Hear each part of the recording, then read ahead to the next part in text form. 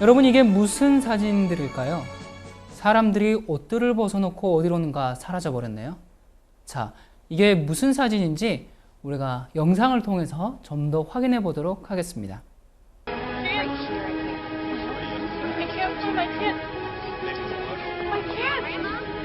I can't find my kids.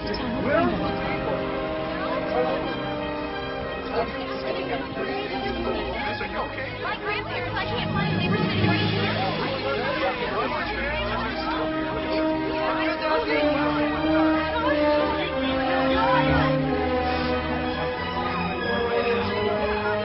What's going on here?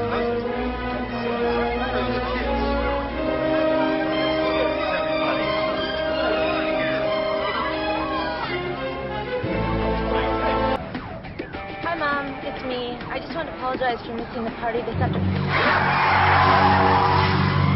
Oh, no. Are you okay? Driver, there's no driver in there. There. It's okay, sir. You're in shock. Driver there.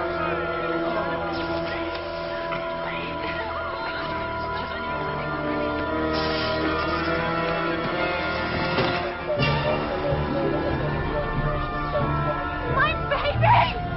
No! No! What's happening? What's going on? My baby! Did you see him? He just speared from his car seat, but he clothes are there. He can't even walk. Please! Please, somebody help me! Please, my baby! Get down! Please, everyone! Lori, come over, please. Listen to me, please. Please, we are at 37,000 feet. Nobody just walked off this airplane. If I can get you to just take your seats, we'll handle your problems one at a time. Please. We have got to get these people back in their seats. Start emergency procedure. Mayday, this is Pan Con Heavy 907. Mayday. Ray, what is going on? Concord 2701. I assume you're missing passengers too? That's affirmative, Concord. What's going on? I don't know, but it's everywhere. Say again? Guardia, Morley, lost air traffic controllers, missing flight crews, planes down all over.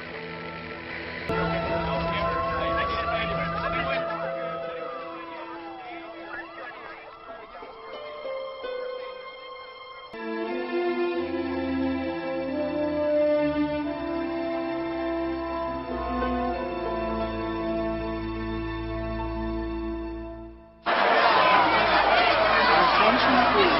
All flights have been canceled until further notice.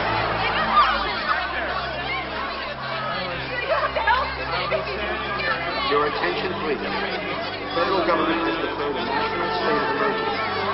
Please remain calm and stand by for further instructions.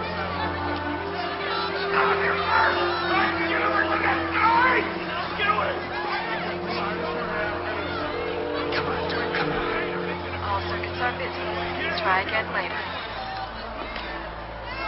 Your attention, please. The federal government has declared a national state of emergency.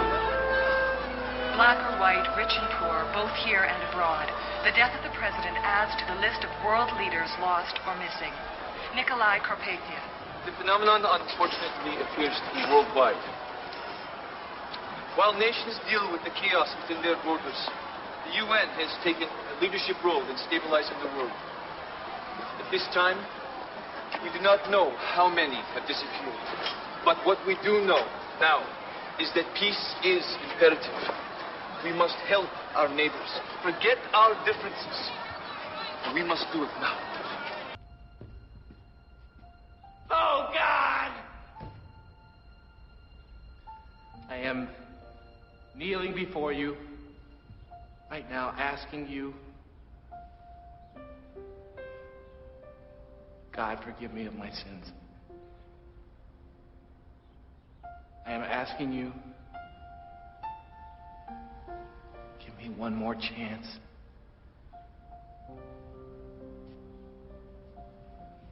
To receive you in. Forgive me, God. Use me. Lord, please, just use me. Jesus Christ is coming back for his church. The Bible says in Matthew chapter 24, verse 42, "Watch therefore, for you do not know the hour your Lord is coming." I want you to know, church, that Jesus Christ could come this month, or he might come next week, or he could even come.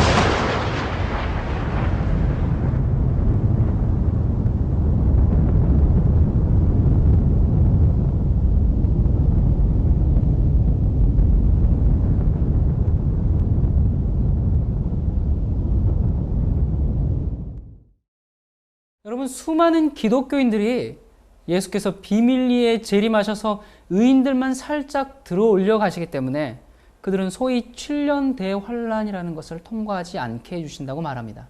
이것이 그 비밀 휴거라는 가르침이죠. 자, 그래서 휴거를 믿는 사람들은 앞으로 지구에 일어날 엄청난 충돌 사고들을 예상하고 있습니다. 뭐 비행기 조종사가 갑자기 사라져서 추락하게 되고, 또 버스, 자동차, 기차 운전사들이 갑자기 휴거되면 운전사들이 갑자기 사라졌으니까 굉장한 사건, 사고들이 연달아서 일어나게 될 것이죠. 이런 공상소설 같은 이야기를 많은 그리스도인들이 실제로 그렇게 믿고 있다는 사실이 정말 더 놀랍습니다. 여러분, 다니엘서 9장에 70주일 예언이 나오죠. 오늘 제가 그것을 다 설명하지는 않겠습니다. 거기 보면 마지막 7년을 잘못 적용함으로 예수님이 비밀리에 재림하셔서 의인들의 휴거가 있고, 또 이어서 7년 대환란이라는 이상한 교리가 거기서부터 나오기 시작했습니다. 그리고 더 나아가서는 어떤 독재자가 나타나는데 그가 적그리스도죠. 그가 성소 제사를 이제 회복시키고 재건된 예루살렘 성전에 앉아서 자기를 하나님이라고 자청하고, 또 가증한 일을 행하고 칠지앙을 내리기 시작하고, 이에 자극을 받은 아랍과 아프리카 동맹 세력들이 일어나고, 러시아와 그 동조 세력들이 함께 개입해서 대결해서 일어납니다. 이렇게 위기가 고조된 상황 속에서 드디어 유대인들이 국가적으로 회심하고, 그래서 그리스도께 돌아오고, 그걸 소위 이스라엘의 회복이라고 말하죠. 이때 유대인으로 구성된 14만 4천은 복음 전도자로서 세상에 나가서 그리스도를 믿지 않는 이방인들을 돌이키는 대역사가 전개되는 한편, 아마겟돈 전쟁이 일어나서 위기가 고조에 달하게 되고, 그때 예수님께서 재림하셔서 이 모든 전쟁을 끝내시고 다시 유대인 위주의 천년 왕국을 이 땅에 세우신다는 것이 세대주의자들이 가르치는 종말론의 시나리오입니다. 여러분, 정신 차리십시오. 성경은 이런 것을 가르친 적이 없습니다. 대부분의 사람들이 생각하는 것이 종종 틀릴 수가 있습니다. 여러분, 대다수의 해석이 잘못될 수 있습니까? 맞습니다. 이 순간에도 수많은 기독교인들이 적그리스도가 오기 전에 휴거되어 사라질 것을 기대하고 있습니다. 여러 책이나 잡지, 세미나, 영화, 인터넷 이런 곳에서 그렇게 가르치고 있습니다. 정말 그럴까요? 내 백성이 지식이 없어서 망한다고 했습니다. 휴거에 대해서 가장 많이 인용되는 성경절이 데살로니가전서 4장 17절입니다. 바울은 적그리스도가 오기 전에 휴거가 있을 것이라고 했습니까? 아니면 휴거 전에 적그리스도가 오겠다고 했습니까? 놀랍게도 바울은 분명한 대답을 줍니다. 그런데 그 대답은 사람들이 생각하는, 정말 우리들이 생각하는, 많은 사람들이 생각하는 그런 것이 아닙니다. 우리 데살로니가전서 4장 16절부터 5장 3절까지 읽도록 하겠습니다. 주께서 호령과 천사장의 소리와 하나님의 나팔로 친히 하늘로 쫓아 강림하시리니 그리스도 안에서 죽은 자들이 먼저 일어나고 그 후에 우리 살아남은 자도 저희와 함께 구름 속으로 끌어올려 공중에서 주를 영접하게 하시리니 그리하여 우리가 항상 주와 함께 있으리라. 그러므로 이 여러 말로 서로 위로하라. 형제들아, 때와 시기에 관하여는 너희에게 쓸 것이 없음은 주의 날이 밤에 도적같이 이룰 줄을 너희 자신이 자세히 알미라. 저희가 평안하다, 안전하다 할 그때에 잉태된 여자에게 해산 고통이 이름과 같이 멸망이 호련히 저희에게 이르리니 결단코 피하지 못하리라.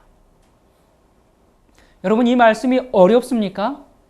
이 말씀을 이해하기 위해서는 대학교 학위가 필요하지 않습니다.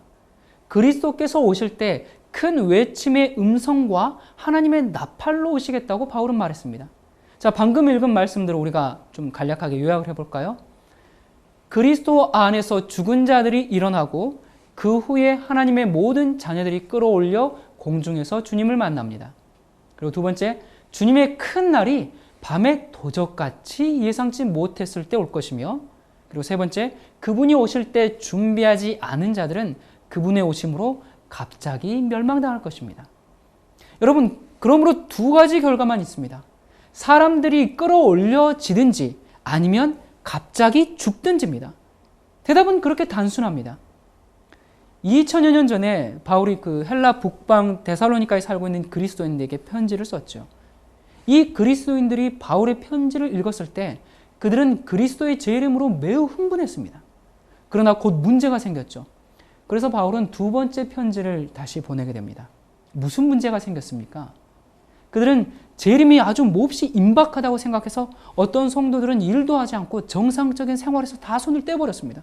심지어는 비밀리에 영적으로 이미 오셨다라고 하는 가르침이 또 퍼지게 되었습니다. 바로 이것이 바울이 두 번째 편지를 쓰게 된 이유였습니다. 자, 바울의 두 번째 편지인 데살로니가 후서 1장 7절부터 10절까지를 읽도록 하겠습니다. 환난 받는 너희에게는 우리와 함께 안식으로 갚으시는 것이 하나님의 공이시니 주 예수께서 저의 능력의 천사들과 함께 하늘로부터 불꽃 중에 나타나실 때에 하나님을 모르는 자들과 우리 주 예수의 복음을 복종치 않는 자들에게 형벌을 주시리니 이런 자들이 주의 얼굴과 그의 힘의 영광을 떠나 영원한 멸망의 형벌을 받으리로다. 그날에 강림하사 그의 성도들에게서 영광을 얻으시고 모든 믿는 자에게서 기이 여김을 얻으시리라. 여러분, 바울은 그리스도의 날이 비밀리에 이미 왔다고 하는 거짓 개념을 완전히 부인합니다. 여러분, 바울의 편지를 다시 한번 살펴볼까요? 주 예수께서 하늘로부터 불꽃 중에 나타나실 때를 가리키면서 시작했습니다. 여러분, 이 말씀은 데살로니가에 보내는 첫 번째 편지, 처음에 뭐라고 시작했죠? 주께서 친히 하늘로 쫓아 강림하시리니 라는 표현과 똑같은 표현입니다. 이 두 문장을 비교해 보면 바울은 지금 같은 사건을 말하고 있습니다. 하나의 묘사는 그의 첫 번째 편지 끝부분에 썼고 다른 것은 그의 두 번째 편지 시작에 썼습니다. 바울은 그의 두 번째 편지 시작에서 이 두 가지를 명시하는데, 첫 번째, 그리스도의 날은 이미 온 것이 아니다라는 것과 두 번째, 그날이 올 때는 결코 비밀로 오지 않는다라는 것입니다. 자, 데살로니가 후서 1장 7절 이하 말씀과 데살로니가 전서 4장 16절 이하 말씀은 완전히 일치합니다. 여기에 첨가된 것은 예수님의 재림이 능력의 천사들과 함께 불꽃 중에 오신다는 것입니다. 바울은 이 재림에 준비하지 않는 자들은 영원한 멸망을 당할 것이라고 말했습니다. 우리가 지난 시간에 살펴보았듯이 적그리스도라는 낱말이 요한 1서, 2서에서만 사용되었습니다. 그러나 데살로니가 후서 2장에서 바울은 적그리스도라는 낱말은 사용하지 않았지만 뭐라고 표현했습니까? 이 바울의 표현들을 한번 살펴볼까요? 첫 번째, 불법의 사람, 또 멸망의 자식, 불법의 비밀, 악한 자라고 표현했습니다. 대부분의 학자들은 이것을 적그리스도라고 말합니다. 저도 동의합니다. 하지만 오늘날 교회가 가르치는 것처럼 믿는 자들이 휴거된 이후에 적그리스도가 등장할 것인가? 아니면 휴거 전에 나타날 것인가 하는 이 해결해야 할 질문이 남아 있습니다. 데살로니가 후서 2장 1절부터 3절 말씀을 읽도록 하겠습니다. 형제들아, 우리가 너희에게 구하는 것은 우리 주 예수 그리스도의 강림하심과 우리가 그 앞에 모임에 관하여 혹 영으로나 혹 말로나 혹 우리에게서 받았다 하는 편지로나 주의 날이 이르렀다고 쉬 동심하거나 두려워하거나 하지 아니할 그것이라. 누가 아무렇게 하여도 너희가 미혹하지 말라. 여긴 미혹 당하지 말라는 뜻입니다. 먼저 배도하는 일이 있고 저 불법의 사람 곧 멸망의 아들이 나타나기 전에는 이르지 아니하리니. 여러분, 지금 읽은 말씀을 깨달았습니까? 휴거가 먼저냐 적그리스도가 먼저냐? 이 문제에 있어서 바울의 말은 너무나 분명합니다. 여기 지금 1절에 보면 예수님께 모인다라는 거 나왔죠. 예수님께 모이는 것은 데살로니가 전서 4장 17절에서 말했죠. 우리가 그분을 맞이하기 위해서 공중으로 끌어올리는 것과 똑같은 얘기입니다. 이 모임은 예수 그리스도의 재림 때 있는 것입니다. 자, 그리고 2절에 보면요. 여기서 바울은 아주 왜곡된 부분을 분명히 말했습니다. 주의 날이 이르렀다 혹은 1세기에 오신다고 가르치는 그 거짓된 영향으로 쉬 동심하거나 두려워하지 말라고 얘기했습니다. 그리고 3절을 다시 살펴보면요. 먼저 배도하는 일이 있고 저 불법의 사람 곧 멸망의 아들이 나타나기 전에는 예수께서 우리를 모으러 오시는 날이 오지 않는다고 바울은 분명히 명시했습니다. 여러분 무슨 말인지 알겠습니까? 성경은 놀라울 정도로 분명합니다. 대부분의 기독교회가 가르치는 것과는 반대로 예수님의 재림 전에 배도하는 일과 적그리스도의 등장이 먼저 있겠다고 바울은 말했습니다.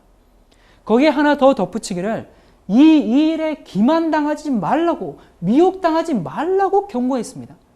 분명히 사탄은 바로 이 분야에서 우리를 기만하려고 무던히도 애를 쓸 것입니다. 예수께서는 믿는 사람들을 모으려고 하늘에서 오실 때 그분의 능력의 천사들과 함께 불꽃 중에 나타난다는 것은 너무나도 분명합니다. 이것은 몰래 휴거한다는 생각이 완전히 비성경적이라는 것을 우리에게 밝혀줍니다. 예수 그리스도께서는 분명히 그분의 자녀들을 모으려고 오실 것입니다. 그러나 하나님의 말씀에 의하면 그 전에 먼저 적그리스도가 와야 합니다. 1500년대의 종교개혁자들은 우리가 지금 생각해보면 너무나 당연한 얘기지만 죄인들에게 주 예수 그리스도를 믿고 인간의 유전이 아닌 하나님의 말씀을 순종하라고 호소했습니다. 당연하죠. 그러나 그때는 그것이 그렇게 중요했었습니다. 그들이 오직 성경, 오직 그리스도의 신앙을 전할 때 그들은 천주교회로부터 큰 박해를 당했습니다. 박해가 증가될 때마다 그들은 성경을 더욱 깊이 연구했습니다. 마침내 그들은 예언의 눈을 돌리게 됐고 특히 배도하며 하나님의 성전에 앉으리라는 신비스러운 적그리스도에 대한 바울의 예언을 연구했습니다. 그들은 계시록에 나오는 짐승과 다니엘서에 나오는 사람의 눈 같은 눈이 있고 큰 말하는 입이 있어 성도와 더불어 싸우는 작은 뿔에 대하여 읽었습니다. 그리고 마침내 성령의 인도하에 그들은 예수 그리스도와 적그리스도 둘 다를 발견하는 놀라운 결론에 도달했습니다. 여기 기록을 보면요. 로마 천주교와 개신교 사이의 싸움은 근본적으로 화합할 수 없다. 로마 교회는 교회의 권위를 믿고 개신교회는 성경의 권위를 믿는다. 하나는 사자에게 양심을 바치고 다른 것은 오로지 하나님께만 바친다. 천주교회는 교황을 지상에 있는 보이는 그리스도로 믿고 개신교는 오히려 교황을 적그리스도로 보았다.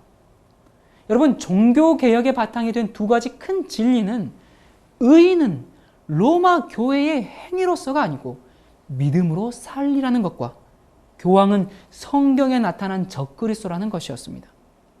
영국의 존 이클립, 독일의 마틴 루터, 프랑스의 칼빈, 스코틀랜드의 존 낙스, 스위스의 츠빙글리는 예수께서 그리스도이시고 로마 교황이 성경에서 일컫는 적그리스도라고 설교했습니다. 이 엄청나고 양날이 선 이 복음의 결과 역사의 흐름이 바뀌어버렸습니다. 수백만 명의 사람들이 진리를 찾아서 가톨릭 교회를 떠났습니다. 상황이 이렇게 되자 1543년 이그나티우스 로일라가 제수잇을 창설해서 반종교개혁의 선봉에 섰습니다. 그 이후에 1545년 종교개혁을 반대하기 위해서 아주 특별한 회의를 소집했는데 이 유명한 회의가 바로 트렌트라는 도시에서 소집되었습니다. 이 트렌트 회의는 1563년까지 지속된 여러 번의 회기 동안 바티칸 지도자들은 종교개혁자들을 방해하기 위해서 매우 간교한 계획을 추진했습니다. 이 계획이 성경을 불태우고 이단자들을 화형에 처하고 고문하고 죽이고 이런 것뿐만이 아니라 매우 사악한 면은 바로 신학을 통하여서 프로테스탄트 개신교회를 공격한다는 것입니다. 종교 재판이나 고문을 통해서뿐만 아니라 신학을 통해 개신교를 좌절시키고 백성들을 데려올 특별한 사명을 제수잇에게 주었습니다. 어떤 종류의 신학인가? 그것은 불법의 사랑, 작은 뿔, 짐승, 바로 적그리스도에 관한 예언을 다르게 해석하는 신학을 말합니다. 제수잇 신부 알카자와 리베라가 그 임무를 맡았습니다. 알카자는 이 적그리스도를 과거의 것으로, 그러니까 예언을 해석할 때 저 과거에 이미 다 성취되었다. 다시 말해서 1세기에 살았던 네로 황제나 또는 시리아 왕 안티오쿠스 4세 에피파네스 같은 그런 정치가에게 적용시켰습니다. 그러면서 적그리스도 예언이 이미 성취되었으므로 교황권에 적용할 수 없다. 그런 과거주의 해석을 고안해냈습니다. 리베라는 이 예언을 저 먼 미래의 것으로, 즉 교황권에게 적용되는 것이 아니고 마지막 때에 나타나서 3년 반 동안 세력을 떨칠 어떤 초자연적인 인물에 적용시키는 미래주의 해석법을 창안했습니다. 가톨릭은 참 멋진 구상이다 라고 박수를 쳤습니다. 그 예언을 현재에 적용시키는 대신에 과거나 미래에 적용시킴으로써 이 두 제수잇은 성경이 지목하는 적그리스도를 바티칸에서 수천 킬로 멀리 떨어진 곳으로 던져놓았습니다. 이 일에 대해서 성경학자들은 다음과 같이 얘기했습니다. 1590년 리베라는 교황권이 적그리스도라는 개신교의 주장을 무마시키기 위해 요한계시록 주석을 출간했다. 리베라는 요한계시록의 첫 장 몇 개만 제외하고 요한계시록 전부를 기독교의 역사에 적용시키기보다는 마지막 때에 적용시켰다. 적그리스도는 유대인이 받아들일 자이며 예루살렘을 재건할 단 한 명의 악한 사람이라는 것이다. 리베라는 어거스틴, 제롬, 루터와 많은 개혁자들이 주장한 적그리스도가 하나님의 교회 안에 좌정하려는 개신교의 성경적 적그리스도를 부인했다. 그는 하나님의 교회 밖에 있을 신앙심이 없는 이교도적 적그리스도를 만들어 세웠다 라고 했습니다. 자, 이래서 이제 그 예언을 해석하는 세 가지 방법이 있는데요. 첫 번째, 과거주의 해석법이라는 것이 있습니다. 이게 이제 그 알카자르가 과거주의 예언 해석을 만들었죠. 말씀드렸듯이 1세기에 살았던 네로와 같은 자 속에서 성경의 적그리스도에 관한 예언이 모두 성취되었다는 과거주의 예언 해석법을 이제 제수잇이 만들었습니다. 그리고 두 번째는 미래주의 예언 해석법입니다. 이것은 이제 프란시스코 리베라가 미래주의, 즉 마지막 때에 갑자기 출현하는 악한 한 사람에게 적용했습니다. 그리고 세 번째, 역사주의 해석법이 있습니다. 이것은 다니엘서와 요한계시록의 예언들이 기독교 역사 속에서 성취돼 왔고 성취될 것이라는 것입니다. 그것은 또 기독교 내에서 그리스도와 사탄의 계속적인 어떤 쟁투에 특별한 초점을 맞추고 있습니다. 역사주의 해석법은 모든 종교개혁자들이 이해하고 가르쳤던 예언 해석이었습니다. 매크로, 웜, 트로이 목마, 멜리사. 자, 이것들이 무엇일까요? 누구 이름입니까? 이것들의 공통점은 뭘까요? 이것들은 컴퓨터를 쓸모없는 기계로 만들 수 있는 컴퓨터 바이러스입니다. 이 바이러스는 다른 사람을 해치는 데서 기쁨을 찾는 악한 사람들에 의해서 계획된 아주 정교하고 파괴적인 소프트웨어 프로그램입니다. 이것들은 테러범처럼 마치 컴퓨터 속에 들키지 않게 조용히 들어가서 모든 것을 망쳐버립니다. 바이러스가 내부 속으로 들어가는 가장 일반적인 방법은 겉보기에는 다장한 것 같은 그 이메일, 그런 이메일의 첨부 파일을 통해서 들어옵니다. 여러분도 많은 그런 이메일을 보신 적이 있을 것입니다. 낯선 사람에게서 안녕하세요, 오랜만입니다. 그런 이메일들이 오죠? 여러분이 그 메일을 클릭하면 때는 이미 늦었습니다. 일단 바이러스가 컴퓨터 안으로 들어가면 그것은 극악한 암세포처럼 급속히 증가합니다. 종종 그 바이러스는 데이터를 제거하고 또 파일들을 지워버리고 모든 것을 망쳐놓습니다. 막 컴퓨터가 계속 꺼져버리게 만들거나 결과적으로 여러분의 컴퓨터는 완전히 쓸모없게 되고 또 그 귀중한 자료들이 모두 다 잃어버릴 수가 있습니다. 제가 지금 컴퓨터에 관한 것이 아니라 예언에 관한 것이지만 우리가 컴퓨터 바이러스에서 큰 교훈을 얻을 수가 있습니다. 자, 이미 말한 대로 개신교는 두 가지 핵심 신앙을 갖고 있었습니다. 첫 번째는 구원은 예수 그리스도를 통해서만 얻을 수 있다는 것입니다. 그리고 두 번째, 로마 교황은 성경상 적그리스도라는 것입니다. 이건 제 얘기가 아닙니다. 종교 개혁자들의 예언적 해석 방법을 역사주의 해석 방법이라고 부르는데 그들이 그렇게 이야기했습니다. 20세기 초까지 1500여 년간 역사주의 해석 방법을 개신교인들은 믿어왔습니다. 그런데 오늘날 개신교회에 역사주의 해석 방법은 감대갖고 미래주의가 들어섰습니다. 이게 어떻게 된 일인가? 어떻게 반종교개혁의 일환으로, 그러니까 종교개혁을 없애기 위해서 만들어진 예언 해석이 어떻게 개신교 안에 들어왔을까? 그 뿌리는 참으로 황당하고 비참합니다. 트렌토 회의가 있은 후에 교황의 축복하에 이 프란시스코 리베라는 미래주의 해석법이라는 바이러스를 발전시켰다고 볼 수 있습니다. 일단 과거주의 해석법 방법보다는 미래주의가 훨씬 더 개신교에게 만연되어 있기 때문에 오늘은 미래주의 해석법의 뿌리를 좀 살펴보도록 하겠습니다. 어쨌든 리베라가 이제 이 바이러스를 만든 후에 그 후 300년 동안 이 제수잇들이 계속 이 바이러스를 개신교에 삽입시키려고 최선을 다했습니다. 특히 그 유럽의 대학들의 교육 과정을 통해서 시도했지만 실패했습니다. 왜냐하면 개신교인들은 매우 영리해서 그것이 들어오지 못하게 했습니다. 그들은 미안하지만 첨부 파일을 열 수 없습니다 라고 말한 것입니다. 여기 한번 역사적 기록을 보면요. 리베라의 미래주의 해석은 3세기 동안 개신교에 큰 위협이 되지 못했다. 그것은 주로 로마 교회에 한정되어 있었다. 그러나 19세기에 그것이 활력을 내어 영국 국교에 들어왔다라고 하고 있습니다. 자, 이 미래주의라는 바이러스가 어떻게 개신교회로 침투해 들어왔는가? 자, 그 경로를 좀 보면요. 먼저 리베라가 이것을 만들었죠. 그리고 나서는 법률가요, 또 성경학자인 사무엘 로프 메이트랜드 박사가 그 캔터베리 대주교의 도서관장이 되었습니다. 하루는 그가 도서관에서 아마 리베라의 추석을 발견한 것 같았어요. 어쨌든 그는 1826년에 먼 미래에 적그리스도가 나타난다는 제수잇의 개념을 지지하는 책을 발간했습니다. 그때부터 10년간 그는 계속해서 소책자로 반종교개혁의 글을 썼습니다. 컴퓨터 용어를 빌린다면 메이트랜드의 읽어주세요라는 파일 속에 바이러스가 잠복해 있다고 말할 수 있습니다. 자, 그리고 두 번째, 더블린 대학의 히브리 교수 제임스 타드. 이 타드가 메이트랜드 박사의 뒤를 이었습니다. 타드는 메이트랜드 사상을 본받아서 자기 자신의 미래주의 해석에 관한 책들을 출간하기 시작했습니다. 그리고 세 번째, 영국 국교의 일원이고 유명한 옥스퍼드 운동의 지도자였던 존 헨리 뉴먼이 뒤를 이었습니다.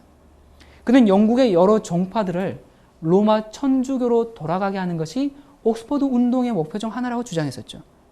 그리고 적그리스도에 관한 타드의 미래주의 해석 방법을 옹호하면서 뉴먼은 곧 로마 카톨릭 교인이 되고 후에 가장 높은 추기경이 됩니다. 그 다음 오순절 카리스마 운동의 선구자인 스코틀랜드 장로교 목사 에드워드 어빙이 등장했습니다. 우리가 잘 아는 사람이죠. 이 어빙은 리베라, 메이트랜드, 타드가 주장한 미래에 있을 적그리스도의 개념을 받아들였을 뿐만 아니라 이 어빙이 한 발자국 더 앞장섰는데 그건 뭐냐면 그리스도의 재림이 2단계로 임한다고 바로 1830년경부터 가르치기 시작한 것입니다. 첫 번째 재림으로, 그러니까 첫 번째 예수님께서 재림하심으로 비밀 휴거가 그때 일어나고 그 다음 적그리스도가 등장한다는 가르침이었습니다. 자, 그리고 이제 영국에서는 이와 같은 반개신교 풍토가 이렇게 계속적으로 확장되는 가운데 드디어 존 넬슨 다비가 나타났습니다. 총명한 법률가였고 목사였고 신학자인 다비는 성경 문제에 관한 여러 책들을 한 53권 이상 썼습니다. 그는 플리머스 형제라는 그 무리의 지도자가 되었죠. 미래주의 해석 발전에 이 다비의 공이 굉장히 컸기 때문에 현대 세대주의의 창시자라고 불립니다. 에드워드 어빙처럼 이 다비는 환란 전에 휴거가 있고 그 다음 마지막 때 한 명의 악한 독재자인 적그리스도가 나타난다라는 교리를 강력하게 지지했습니다. 실제로 이 가르침이 오늘날 세대주의의 기둥이 되었습니다. 이 세대주의라는 것은 하나님께서 세대나 기간에 따라서 인간을 취급하신다는 이론입니다. 이 이제 넬슨 다비에 의하면 휴거 후에는 7년 기간이 있을 텐데 그 기간에 적그리스도가 유대인들을 대항해서 일어난다는 것입니다. 이 다비는 다니엘서의 70주 예언에서 마지막 7년을 역사적 문맥에서 떼서 휴거 후에 있을 미래의 환란에 적용시키므로 이 현재 지금 많은 사람들에게 인기 있는 학설의 기초를 놓게 되었습니다. 우리가 이 다니엘서 이 70주에 대한 예언은 나중에 공부를 하게 될 것입니다. 어쨌든 이렇게 다비가 그의 신학 속의 미래주의 해석 방법의 바이러스를 삽입시키므로 리베라의 뒤를 따랐습니다. 다비는 그 1800년대 후반부터 이제 미국을 계속적으로 방문하면서 주요 도시에서 설교했습니다. 미국의 기독교인들이 10달을 클릭해서 그의 메시지를 받아들였습니다. 그러자 이 바이러스가 들어올 것이라는 것을 자각하기 전에 이미 들어와 버렸습니다. 비참하게도 이 우리 종교 개혁자들의 역사주의적 해석 방법은 컴퓨터 용어로 삭제를 당하고 휴지통 속으로 옮겨지고 말았습니다. 그러나 하나님의 은혜로 이 휴지통 속에 있는 역사주의가 완전히 비워지지는 않았습니다. 저는 지금 이 휴지통 속에 있는 역사주의를 복원하는 임무를 맡고 있습니다. 자, 이 모든 드라마에서 가장 중요한 임무를 한 사람은 바로 다비의 글에 큰 영향을 받은 캔사스의 법률가 사이렉스 잉거슨 스코필드입니다. 스코필드 아주 잘 아시죠? 1909년에 스코필드는 그의 유명한 스코필드 주석 성경을 출간했습니다. 1900년도 초 이 성경은 미국 개신교 교육기관에서 대단히 인기가 있어서 수백만 권이 인쇄됐습니다. 이 성경을 인기 있게 만든 것은 성경 말씀 자체가 아니고 주석에 있었습니다. 여러분 한번 생각해 보십시오. 그 주석에 바이러스가 들어있었습니다. 로마 교황을 가리키던 손가락이 미래의 적그리스도를 향하게 하는 해석으로 변경돼서 그 안에 삽입되어 있었습니다. 20세기 개신교인들은 이 스코필드의 주석 속에 포함된 개념을 가르쳐서 결국 바이러스는 역사주의적 해석의 방법에 관련된 파일들을 계속 공격하고 삭제하다를 계속 클릭했습니다. 그 다음 무디 성경학교와 댈러스 신학교가 존 넬슨 다비의 가르침을 강력하게 지지했습니다. 그러나 이 기독교 단체들은 자기도 모르게 이 바이러스를 빨리 증식시키는 일을 아주 효율적으로 일하게 되었습니다. 그 후에 1970년대 댈러스 신학교 졸업생인 할 린드세이 목사가 마지막 때에 가까운 지구라는 폭탄 같은 책을 출간했습니다. 이 소책자의 형태로 된 이 책이 바로 미래주의 해석을 전 미국 기독교에 다 소개했습니다. 뉴욕타임즈는 그 책을 수십 년 만에 최고의 베스트셀러라고 호평했습니다. 그 책은 3천만 권 이상이 팔리고 30여 개 언어로 번역되었습니다. 그리고 그 다음으로 Left Behind가 출간되었습니다. 1990년대에 팀 라헤이와 제리 젠킨스가 제수잇이었던 리베라부터 시작해서 메이트랜드, 탓, 어빙, 다비, 스코필드, 할 린드세이가 가졌던 개념들을 받아들여서 가장 성공적인 크리스천 소설 시리즈로 만들었는데 그것이 바로 Left Behind입니다. 이 시리즈는 여러 나라 말로 번역되었고 물론 한국어로도 번역되었죠. 각종 차트의 베스트셀러 목록에 들게 되었고 지상의 거의 모든 교파의 기독교인들에 읽혀지면서 그것이 마치 성경 예언의 정확한 해석인 것 양 받아들여지고 있습니다. 여기 한번 역사의 기록을 보겠습니다. 성경 예언을 미래주의 해석으로 가르치는 방법은 로마 카톨릭에서 왔으며 특히 그 교회의 역사주의 신학자들에 의해 이룩됐다. 그러나 그것과 다른 개신교의 역사주의적 해석 방법이 수세기 동안 지지를 받아왔다. 현 시대 미래주의 해석법을 옹호한 자들은 대부분 개신교인들로서 이와 같이 천주교회의 손안에서 놀아나서 교황권이 적그리스도라는 사실을 못 보는 것은 실로 안타까운 일이다 라고 했습니다. 여러분 사실 초기 그리스도교회 이후로 참된 그리스도인들은 재림을 한 번의 사건으로 해석해 왔습니다. 예수께서 두 단계로 나누어서 재림하신다거나 의인들이 비밀 휴거된다는 사상, 또 7년 대환란 등은 지금으로부터 약 150년 전에 생기기 시작한 제수잇의 발명품입니다. 이것이 발전되면서 개신교회는 자기들의 입장을 충족시키기 위해 자기적으로 성경을 해석하기 시작했는데 오늘 세 가지 성경절만 더 찾아보도록 하겠습니다. 첫 번째, 도적같이 임하신다는 의미를 많은 사람들이 오해하고 있습니다. 계시록 16장 15절 보면 보라 내가 도적같이 오리니 누구든지 깨어 자기 옷을 지켜 벌거벗고 다니지 아니하며 자기의 부끄러움을 보이지 아니하는 자가 복이 있도다. 여러분 비밀 휴거를 주장하는 사람들은 이 성경절을 이용해서 예수께서 도적이 비밀리에 조용히 남의 집 담을 넘어가는 것과 같은 그런 방법으로 재림하신다고 설명합니다. 여러분 이 성경절이 의미하는 바가 예수께서 도적처럼 비밀리에 조용히 오신다는 것일까요? 성경의 다른 곳에 나오는 이와 유사한 성경절이 그 의미를 분명하게 설명해 주고 있습니다. 우리 데살로니가 전서 5장 1절부터 이하 말씀 보겠습니다. 형제들아 때와 시기에 관하여는 너희에게 쓸 것이 없음은 주의 날이 밤에 도적같이 이를 줄을 너희 자신이 자세히 알미라. 저희가 평안하다 안전하다 할 그때에 잉태된 여자에게 해산 고통이 이름과 같이 멸망이 호련히 저희에게 임하리니 결단코 피하지 못하리라. 형제들아, 너희는 어두움에 있지 아니하며 그날이 도적같이 너희에게 임하지 못하리니. 자, 여기서 바울은 주께서 오시는 때와 시기에 대하여 언급하면서 도적같이 오신다는 말을 사용했습니다. 여러분, 도적같이라는 말은 예수께서 오시는 방법을 말하는 것 같아요? 아니면 시간을 얘기하는 것 같아요? 오시는 시간에 대한 묘사라는 사실을 아마 초등학생도 읽으면 이해할 수 있을 것입니다. 사도 바울은 예수께서 도적처럼 갑자기 오실 것이라는 사실을 표현했던 것입니다. 또 도적같이라는 이 표현에 대한 다른 설명이 베드로후서 3장 10절에도 나와 있습니다. 그러나 주의 날이 도적같이 오리니 그날에는 하늘이 큰 소리로 떠나가고 체질이 뜨거운 불에 풀어지고 땅과 그 중에 있는 모든 일이 드러나리로다. 여러분, 자, 여기에 나오는 도적같이의 뜻은 소리 없이 아무도 모르게라는 뜻이 아닙니다. 갑자기 그런 의미임을 알 수가 있습니다. 만일 예수께서 밤에 도적같이 오신다는 말씀이 그런 비밀 휴거를 의미한다면 어떻게 베드로가 그날에는 하늘이 큰 소리로 떠나갈 것이라고 말할 수 있겠습니까? 자, 마태복음 24장 43절. 너희가 알지 못함이니라. 너희도 아는 바니 만일 집주인이 도적이 어느 경점에 올 줄을 알았다면 깨어있어 그 집을 뚫지 못하게 하였으리라. 이 말씀에서도 이것이 시간에 관계된 표현임을 우리가 다시 한번 확인할 수 있습니다. 성경에는 도적이 오는 것처럼 때와 시기를 알 수 없는 갑작스런 재림은 여러 번 강조되었지만 소리 없이 조용하게 이루어지는 비밀 재림이나 비밀 휴거에 대해서는 단 한 번도 언급된 적이 없습니다. 예수께서 재림하신 날이 언제인지는 아무도 모르지만 그날은 인류 역사상 가장 시끄럽고 떠들썩한 날이 될 것입니다. 자, 비밀 휴거론자들이 또 많이 사용하는 성경절 중 하나는 누가복음 17장 34절 35절 말씀입니다.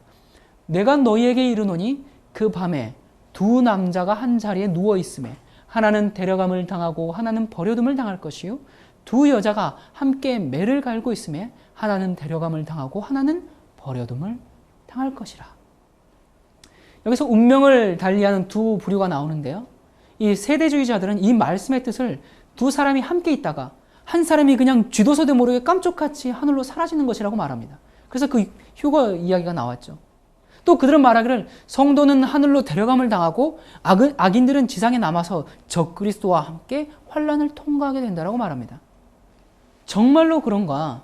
여러분, 누가복음 17장에 나오는 이 비유는 예수께서 재림하시기 직전까지는 겉으로는 아무 구분 없이 어울려서 잘 살지만 재림 때에는 본인의 준비 여하에 따라서 운명을 달리한다는 영원한 그때 분리가 이루어진다는 그것을 강조한 말입니다.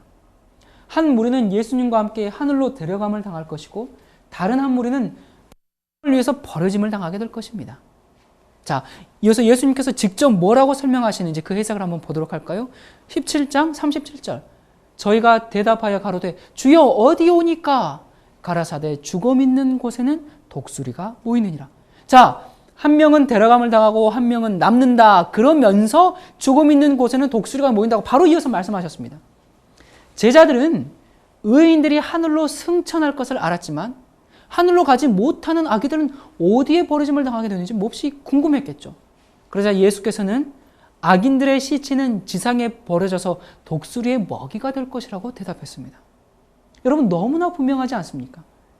예수께서 재림하실 때 의인들은 그분과 함께 승천할 것이고 악인들은 죽어서 그 시체는 땅에 묻히지도 못한 채 온 세상에 널리게 될 것입니다.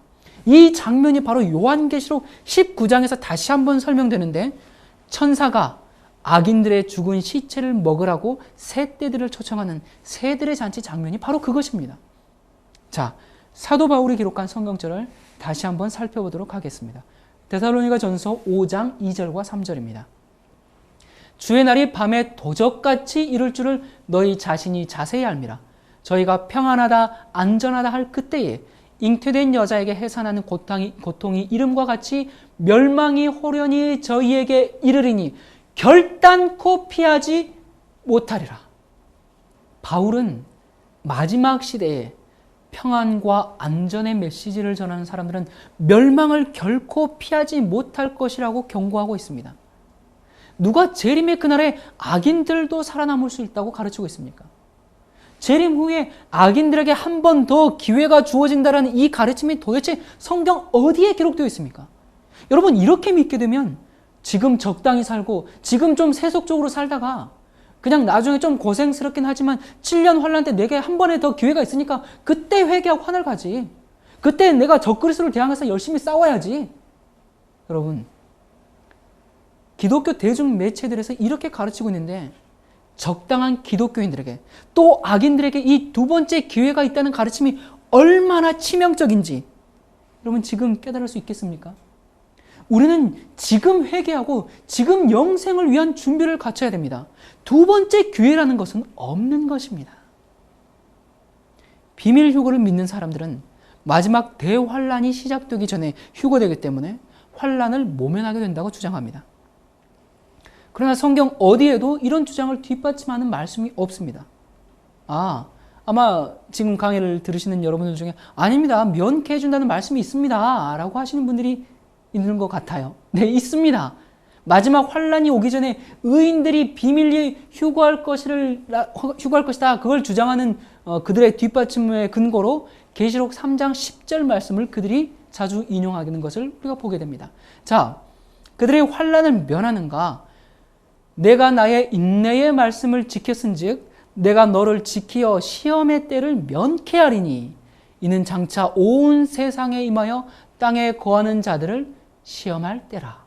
자, 이 말씀을 잘못 해석해서 성도들은 휴거되어 환란을 모면하게 된다고 주장합니다. 자, 그런데 이 말씀을 자세히 보면요, 이 면케하리니라고 번역된 이 헬라어 테로액은 세 가지 뜻을 가지고 있는데요. 돌보다, 지키다, 보호하다, 이런 의미를 가지고 있습니다. 이 테레오는 신약 성경에서 총 64회가 사용되었습니다. 어디에도 제외한다, 면케해준다, 면제한다 그런 의미가 전혀 없습니다. 자, 우리가 사용된 몇 가지 예들을 한번 살펴볼까요? 요한복음 17장 15절. 내가 비옵는 것은 저희를 세상에서 데려가시기를 위함이 아니요 오직 악에 빠지지 않게 보전하시기를, 여기 테로입니다. 보전하시기를 위함이니, 돌보다라는 의미로 사용되었죠. 사도행전, 바울은 황제의 판결을 받도록 자기를 지켜주기를 호소하므로 내가 그를 가이사에게 보내기까지 지켜두라 명하였나니, 이건 보호하는 거죠. 보호하는 의미가 있고, 요한일서, 하나님을 사랑하는 것은 이것이니 우리가 그의 계명들을 지키는 것이라. 그의 계명들은 무거운 것이 아니로다. 자, 이 테레오는 지키다, 보호하다, 돌보다의 의미로 사용되었습니다. 얼마나 분명합니까? 계시록 3장 10절에 나오는 면케하리니라는 말의 의미는 악한 세상에 살 수밖에 없는 그리스도인들을 지켜주시겠다는 약속의 말씀임을 우리가 알 수 있습니다. 자, 이 요한계시록 3장 10절 말씀을 우리가 다시 한번 읽어보도록 하겠습니다.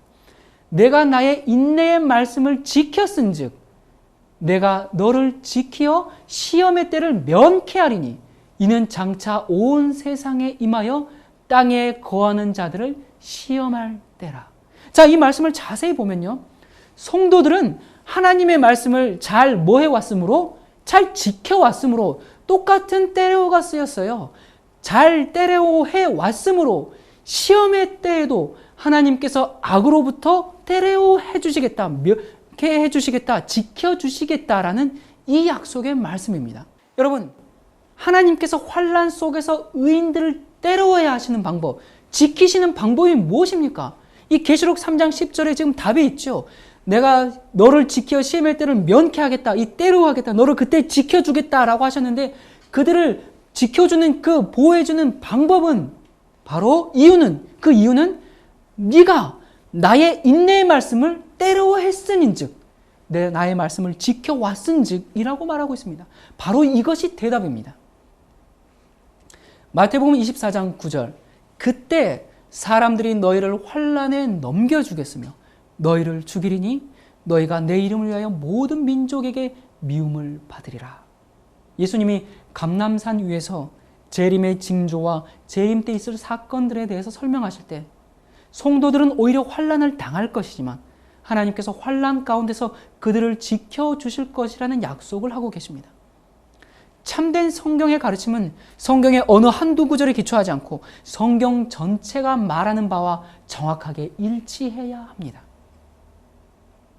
여러분, 이 바이러스에서 우리가 한 가지 배울 교훈이 있습니다.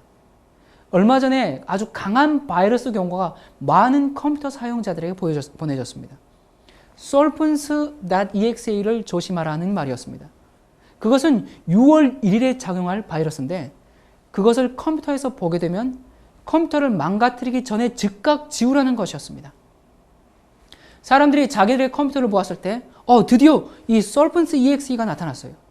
그들은 이제 크게 놀라면서 이런 우리에게 미리 경고해 줬구나 하면서 아주 감사하면서 아주 충성스럽게 이 Serpents.exe를 다 삭제를 클릭했습니다. 여러분, 그런데 무슨 일이 일어나는지 아십니까? 모든 것이 기만이었습니다. Serpents.exe는 바이러스가 아니라 모든 마이크로소프트 컴퓨터들이 원래 가지고 있던 기본 구성 요소였습니다. 이 바이러스를 만든 아주 이 교활한 자가 사람들이 진정으로 필요로 하게 하는 것을 다 지우게 하고자 새로운 술책을 써서 그들을 기만하는 데 승리해버렸습니다. 자, 미래주의 EXE와 역사주의 EXE가 있습니다. 여러분, 여기서 우리가 교훈을 얻을 수 있겠습니까?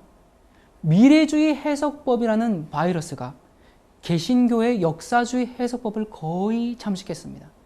그런데 그것에 만족하지 않고 사탄은 또 다른 기만으로 대기하고 있었습니다. 그는 역사주의 해석 방법이 악성 바이러스 1호라고 확산시키므로 역사주의 EXE를 지우라고 말하고 있습니다. 역사주의 EXE를 지워라! 그것은 분열을 일으키고 위험한 것이다! 라고 루시퍼는 말하고 있습니다. 여러분, 기만당하지 마십시오. 그것은 여러분의 컴퓨터를 망가뜨리지 않을 것입니다. 그것은 여러분이 정말로 필요로 하는 것입니다. 어쩌면 그것이 여러분의 생명을 구원할 수도 있습니다. 제가 이 시간을 끝마치면서 여러분에게 드리고 싶은 말은 인기 있는 가르침을 신뢰하지 말라는 것입니다. 싫지만 대중의 반대쪽으로 가야 할 때가 있습니다. 과거주의 해석이나 미래주의 해석을 주장하는 교회가 우리의 신앙은 안전하다, 당황하지 말고 그대로 있어라 라고 그렇게 말할지 모릅니다. 그러나 거짓탑들은 모두 완전히 무너질 것입니다. 요한일서 4장 3절과 4절에 예수를 시인하지 아니하는 영마다 하나님께 속한 것이 아니니 이것이 곧 적그리스도의 영이라 오리라 한 말을 너희가 들었거니와 이제 벌써 세상에 있느니라. 자녀들아, 너희는 하나님께 속하였고 또 저희를 이기었나니 이는 너희 안에 계신 이가 세상에 있는 이보다 크심이라. 많은 기독교인들이 지상의 마지막 싸움 전에 적그리스도의 출현 전에 휴거로 하늘에 옮겨질 것이라는 생각으로 스스로 안위함을 받고 있습니다. 그리고 마지막 때 이 중요한 예언에 대해 연구할 필요성을 전혀 느끼지 못하고 있습니다.